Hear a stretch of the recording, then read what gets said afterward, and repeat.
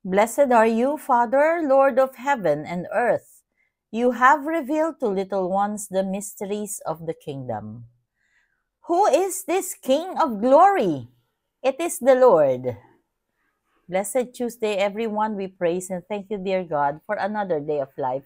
We praise and thank you for the gift of love, the gift of family, of community, of belongingness, and the gift of today. Today, I have a procedure in the hospital, kaya naka-leave pa din ako, pero I still have that pain sa aking legs, sa tuhod. And I am scheduled for MRI sa February 2 sa spine at saka sa tuhod. Sana naman hindi to yung sinabi ni doktor na I will be needing knee replacement. Bukod sa magastos yun, ayoko nun. Pero kanina, kahapon, I was made to realize na itong pain na nararamdaman ko is because of trauma nangyari in the past na hindi ko naman manote kung paano ba nangyari ito. Pero I am trusting that the Lord will not allow me to be like this forever. Kasi parang nangyari na to 3 years ago na nahirapan akong lumakad. And so I hope and pray that everything will be okay. And thank you, dear God, kasi kagabi nag-meeting kami at nakita ko na Tita Yoli is okay. Hoping and praying na yung angiogram niya sa brain at sa puso ay favorable ang results. In today's gospel, we are being reminded of family and family relationships. Ano nga ba yung sinasabing pamilya? Yan ba yung nanay, tatay, anak lamang? O, di ba, kapag meron tayong activity, mga kapatid, di ba? So, we are all sons and daughters of God. Naalala ko yung yung assignment ko sa aking apo last year. Sabi niya, Lola, will you please explain to Marcus that yung pinsan niya, that we are all brothers and sisters in Christ. He was just 7 years old when he said this. And so, prior to that, sabi niya, Lola, isn't it true that we are brothers and sisters in Christ? Di syempre, nagulat ako. Why a 7-year-old little boy was talking to me like that? Sabi ko, yes. And how did you know that?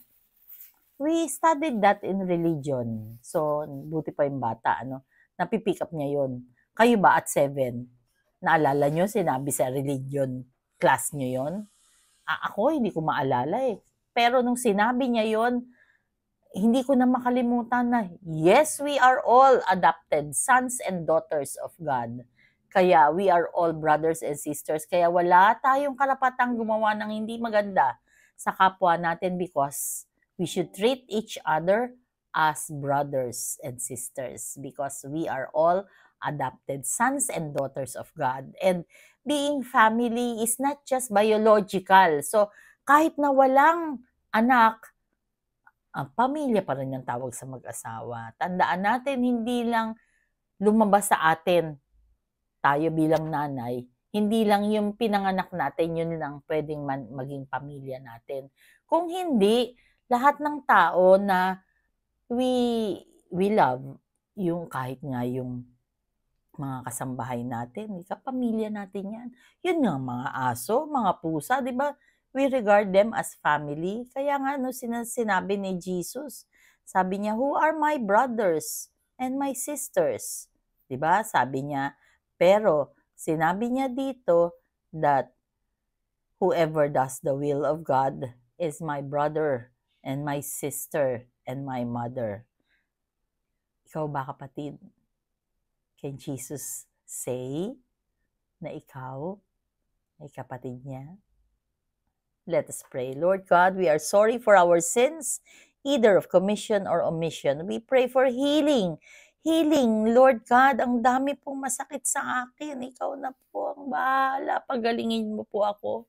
Si Tita Yoli po, she will undergo tests, angiograms today. please, ikaw na rin po ang bahala.